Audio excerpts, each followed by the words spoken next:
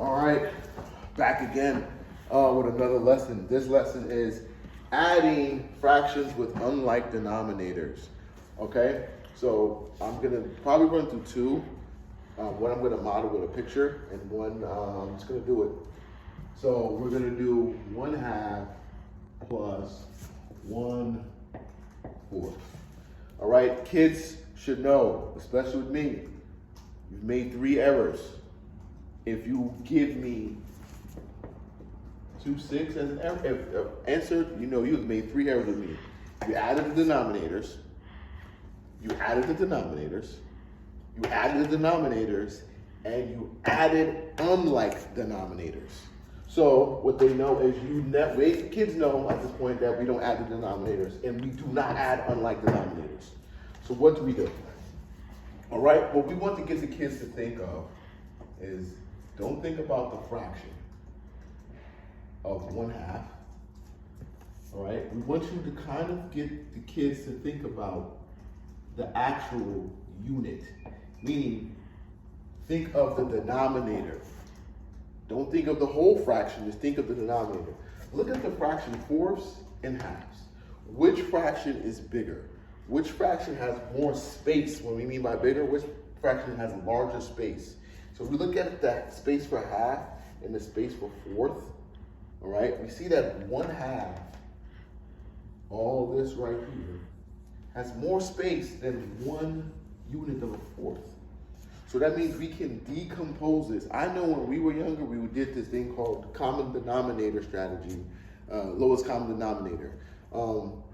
Tedious task. I like it, I know how to use it, but we want to see, make it best for the kids as possible and less stress. So with 1/2, what we can do to 1/2 is we can decompose this 1/2 and make it a fourth, right? So that means I can partition it and cut it one time, boom, now it's a fourth. What did I do as a multiplication sentence? I took 1/2, decomposed or multiplied it by 2/2, all right? Let me repeat that again. I cut this 1/2 or decompose it, which means to multiply it by 2/2, which now gives me, as you can see, they're fourths, and there's 2 shaded spots, gives me 2/4. Now that I have done that, I can rewrite this, because I have common denominators and like denominators and like units. I can rewrite the sentence.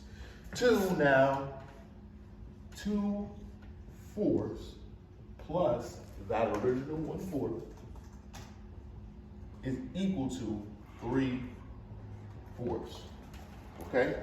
I'm gonna go through it one more time. This time I'm not gonna put the pictures. I'm just gonna walk you through the steps.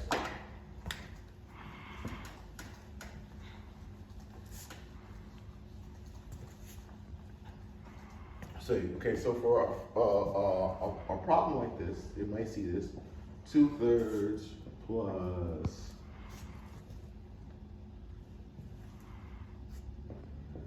10/12. I know, me personally, I know 10/12, the whole fraction, is bigger than 2/3. I know that for a fact. It's bigger than 2/3.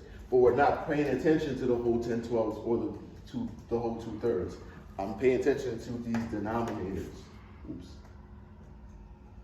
I'm paying attention to these 2 denominators right here. And which denominator contains larger space? Kids also know, you can question them. The bigger the denominator, the smaller the piece. The smaller the denominator, the larger the piece. The bigger the denominator, that means the bigger the denominator, the bigger the number of the denominator, the smaller the size of the piece. But the smaller the denominator, the larger the size of the piece. All right? So that means that 2/3 or the thirds, or the pieces of thirds are bigger than the pieces of 12ths. Let me say that again. The piece of a third is bigger than a piece of a 12th. All right? So that means I can decompose this. All right? So that means I can get this third to a 12th. How? What can I multiply 3 by to get to 12? Kids should know fast facts. or just, they can skip count wherever way they get to, but it's 4. 4 times 3 equals 12. Whatever I do to my numerator, I do the same to my denominator. So that means 4 down here, 4 up here. This will equal, now, 4 times 3 gives me 12. 4 times 2 gives me 8. Now that I have like units, my units are alike now. I have 12s and I have 12s. I can add them up. 8 12s plus 10 12s. What would that give me? We know we don't touch the denominators. Students know that, kids know that we don't touch them. Because if we do, we got a problem. That's 12. 8 plus 10 gives me 18. It's an improper fraction, that's fine. So we have 18 12s, all right? If we wanted to convert that into a mixed number, that's 1 whole and 6 12s. But you don't have to worry about that right now.